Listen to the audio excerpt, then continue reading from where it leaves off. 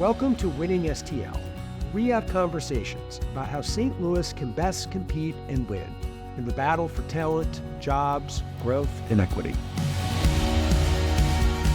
Winning-stl is sponsored by the Hartford Small Business Insurance, and we're outside the Governor's Suite at the historic Union Station Hotel, a St. Louis icon since 1894.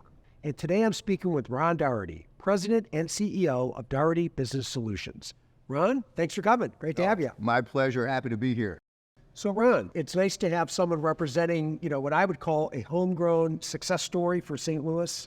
You founded your business, I think, in '85.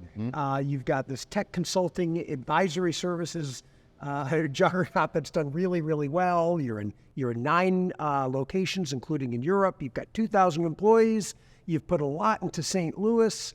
So what's the secret? Why does it work so well? It's interesting. I really believe in leading with a vision, creating the opportunity for a shared sense of purpose, something beyond just what are we doing to make money. That's just been a really important thing for me. There's this concept that I really like, and it's the difference between success and significance. Success, the business succeeds and grows and makes money, but it's not significant until it does positive things for the world. And so we really, really strive at Daugherty to be significant, not only successful, but also significant. And it's worked out really well for us. So a shared sense of purpose, a compelling vision. We're here to do good things for our clients and for each other, but also good things for our communities. So let's talk about how St. Louis plays in the technology space. Where do you think St. Louis sits now as an emerging technology hub? What's working? What do we need to prioritize? What's your observations? Yeah, great question, Ian. The startup community here has been very strong for a number of years. It's been interesting to see it evolve. So there's just good things going on with respect to that. In addition, we have some very large and important organizations here in town. So it's for the Anheuser-Busch and MasterCard and Enterprise and Bayer and Edward Jones and a number of others that are right here in town. And they do a lot of innovative work with technology and employ a lot of technology professionals here in town. So we have a base of technology business with the major corporations, combined with a very energized startup community. And there's something else I see. We do business in a number of markets around the country: New York and Atlanta and Dallas, and just on and on. Yep. And so St. Louis is probably the smallest city in which we do business. But as I said, I'm committed to keeping our headquarters here. I really like St. Louis, and it's interesting to see how the quality of life combined with the opportunity here in town really creates just a wonderful mix in terms of a good place to live, good place to work. Yeah, that's a common theme when I talk to business leaders and community leaders on this series. Not everyone's born and raised here, and people that have moved here say, this place is great. I can don't have to spend all my time in traffic. I can network more easily. There's just a lot of positives in the culture. All the things that we maybe even sometimes take for granted about this place is really excellent. And I think it sounds like you've come to that conclusion yourself. Yeah, no question about it. I'll be heading to Atlanta. I really like Atlanta, and I'll be spending a lot of time sitting in traffic. I just drove straight to Union Station here, and no trouble at all. So Ron, preparing for this discussion, it didn't take long to realize there's a lot of philanthropic causes and charities and groups that you're involved with.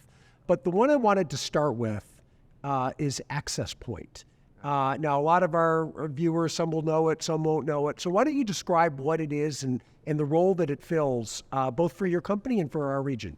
The executive summary of Access Point is that it helps take young people from high school to a career in information technology within a year. And so in order to accomplish that, we're working with about 50 high schools in the area. We're working with St. Louis Community College and with UMSL.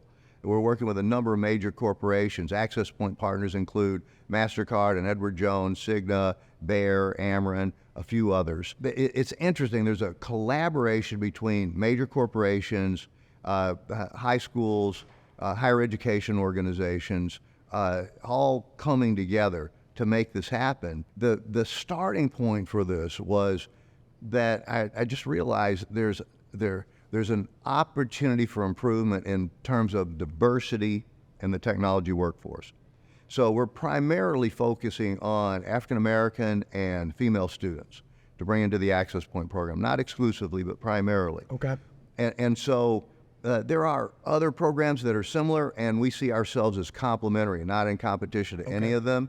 But there are thousands of jobs over the next 3 years that will need to be filled at the entry level in technology. So if we're going to have to train for those jobs, well, why not just solve two problems at once and focus intentionally on the diversity issue as well as the skills issue? It seems like a pretty, virtuous circle. You've got, kids that are historically underrepresented in these fields, who don't always get the same opportunity. You're helping to provide that opportunity. At the same point, you're helping businesses who sometimes can't find people with the skill sets to take these jobs. Boy, that seems like a no-brainer when you lay it out that way. Where Access Point came from, the name Access Point, is we believe that while talent is equally distributed, access to opportunity is not. So we're working to balance that equation.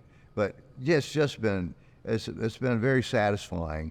And here's another philosophy point from me, Ian, and that is it's really important to do good things to the greatest extent possible. But if you can find a way to do good things that also provides financial benefit to major companies, right, then you can keep doing it. Right. Then you can keep doing it. And if all you do is give away money, sooner or later you're going to run out of money. That's right. But if you can do things that are good for the economy, good for major employers, not just asking them to please take these kids, they need a job. Well, they'll do some of that, but take these kids, they're a wonderful value proposition for you. Here's what you're going to pay them compared to others that you might bring in. Here's their level of productivity.